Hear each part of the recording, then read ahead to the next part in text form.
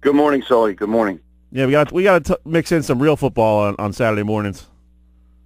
Couldn't make me happier. I agree.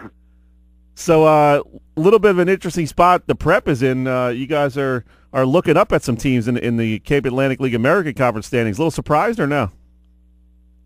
No, not really. I kind of knew as a result of some other results that were happening on the season, but tough. That's all I can say about the conference so far. We haven't had a break yet.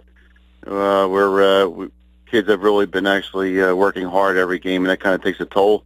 And good for these other programs, such as Mainland and Atlantic City, that we faced already. Well-coached teams, and just hard, tough games, just grueling.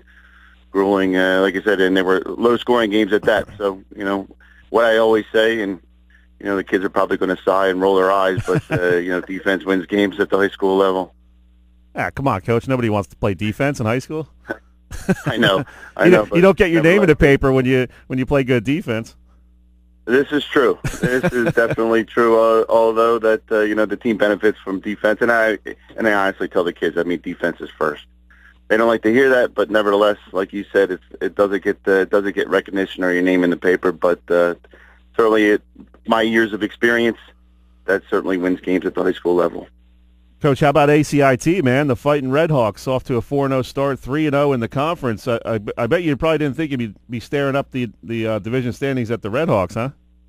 I definitely did not. I saw them last year, and I knew they were up and coming. And just as with Mainland and Millville and EHT and AC are doing so well, good for ACIT. I'm happy that they're up there, and happy with the Cape Atlantic League. They're getting their recognition, and these guys are playing just a good brand of soccer. Well, that's what you want, too, Coach. You want teams to be playing well, and you want to go up against the best teams you can before the playoffs. And we were just talking to Coach Joe Seaman from Oakcrest, and he was saying how great it is that there's so many good teams in the Cape Atlantic League now. Because of that kind of schedule in the regular season, nothing's going to surprise you come state playoff time.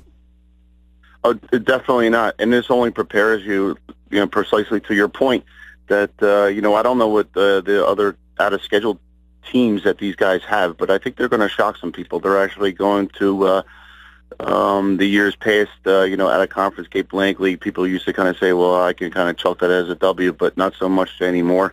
I think the Cape Atlantic League is competing at a high level, and hopefully we actually could turn some heads throughout South Jersey. And I was talking to Egg Harbor Township coach Pete Lambert after their season opener, and they got doubled up by Delsey 6-3, and he was saying, hey, I'd rather face a team like Delsey early on and kind of see where my team is at. They lost 14 seniors from last year's group, but sometimes it's better to face a team like that than maybe some other team that you roll 6-7-0. Agreed. We opened up with Rancocas Valley this year, and certainly, as we know, that's certainly a quality program. Coach Petrus has done a wonderful job with that group.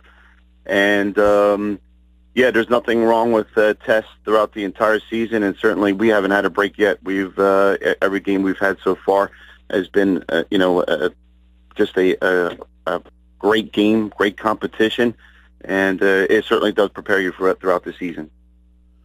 So where are you at now, Coach, as opposed to what you expected a few weeks into the season? Looks like you guys are 2-0-2, so no losses but 2 ties. What are you looking for out of your team the next couple of weeks? Well, as we know, it's a grind. Every day is a challenge. We continue to have to keep our heads up and no breaks. Every day we come to training, that's what we place emphasis on. It's, hard training and only prepares you for game situations, and we hope to come out on the better end in these games. But this coming week, we're right back at it again with conference games. We have both 2 home games, fortunately. We have Violent on Monday and a EHT Wednesday evening. So not too much dwelling goes on with the games. Like you said, it's early on this season that kind of we have behind us now, but we actually no breaks, and we have to prepare for this coming week.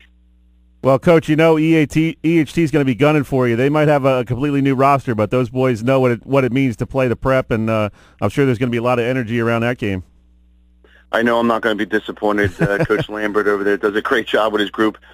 He's as passionate as those kids that are running around in the field. You'll see him actually sprint up and down the sidelines as well. And I don't know how he keeps his voice. He's certainly engaged, and we'll be ready for it. Same thing with Vineland too. I mean, they're off to a 1-3 start, but that's not a team you can overlook. Those guys, when you're a team like the Prep and you've had so much success over the years, everybody has a little bit of extra pep in their step when they come to play the Hermits. Most certainly. The Cape Atlantic League is performing at a high level, and there's no break. There's going to be no break. We actually, these kids have to be ready to go every single time they step foot on the field for a contest. And like you said, the Cape Atlantic League has been nothing but successful this year, and every game means something, and every game is going to be a hard-fought contest. Coach, do they understand that as teenagers? I know it's easy for a teenager, a 16-year-old kid, to say, "Oh, this team's 1-3 or 0-4. We can kind of cruise in this game." But when you're a team like you guys and built up what you have over the past couple of years, do they really understand? Like, hey, if a team beats us, it's a huge win for them. So you got to be ready to come out here and play your best.